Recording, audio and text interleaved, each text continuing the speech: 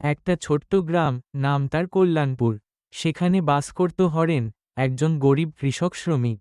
ছোট্ট এক টুকরো জমিতে দিনরাত খেটে কোনোভাবে নিজের স্ত্রী আর 2 ছেলে মেয়েকে নিয়ে জীবন চালাত। অন্যদিকে গ্রামের সবচেয়ে বড় জমিদার ছিলেন রাজেন্দ্র চৌধুরী।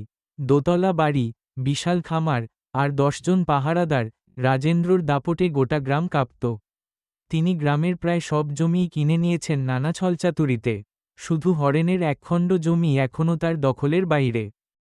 রাজেন্দ্রর চোখ সেই জমিতেই, কারণ সেখান দিয়ে নতুন রাস্তা হবে, আর সে রাস্তার পাশে রাজেন্দ্রর বড় বাণিজ্যিক প্রকল্প। হরেনের জমিটা না পেলে পুরো পরিকল্পনাই ভেস্তে যাবে। একদিন রাজেন্দ্র নিজেই এল হরেনের কাছে। হরেন, তোমার জমিটার দাম আমি দ্বিগুণ দেব। এই নাও, নগদ টাকাও আছে।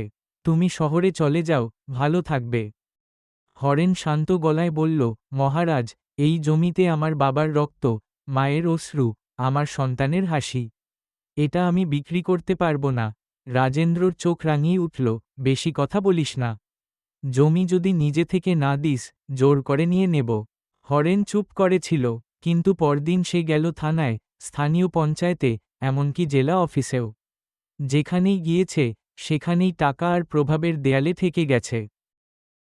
অবশেষে হরেন ঠিক করল, সে লড়বে একা, কিন্তু ন্যায়ের পক্ষে। গ্রামের অন্য কৃষকদের ডেকে বলল, আজ আমার জমি গেলে কাল তোমাদের যাবে। চল, আমরা এক হই। জমি মানে শুধু মাটি না, এটা আমাদের অস্তিত্ব। গ্রামের কৃষক শ্রমিকরা একত্রিত হল। তারা রাজেন্দ্রর বিরুদ্ধে আন্দোলন গড়ে তুলল। সংবাদ মাধ্যম, এনজিও, এমনকি শহরের ছাত্ররাও পাশে এসে দাঁড়াল। আন্দোলন ছড়িয়ে পড়ল জেলা জুড়ে। চাপের মুখে সরকারও বাধ্য হল তদন্ত করতে। প্রমাণ পাওয়া গেল, রাজেন্দ্র চৌধুরী অবৈধ উপায়ে বহু জমি দখল করেছেন। আদালতের রায়ে তার অনেক জমি কৃষকদের ফিরিয়ে দিতে হল। হরেন তার জমি রক্ষা করল। সে একদিন রাজেন্দ্রর বাড়ির সামনে দাঁড়িয়ে বলল, আপনার টাকা অনেক, জমি অনেক, কিন্তু একটা জিনিস নেই, মাটির প্রতি ভালোবাসা। রাজেন্দ্র কিছু বলল না। হরেন ফিরে গেল তার ক্ষেতের মাটিতে, যেখানে সে আবার নতুন করে বীজ ছড়িয়ে দিল, যেমন ছড়িয়ে দিয়েছিল সাহস আর প্রতিবাদের বীজ।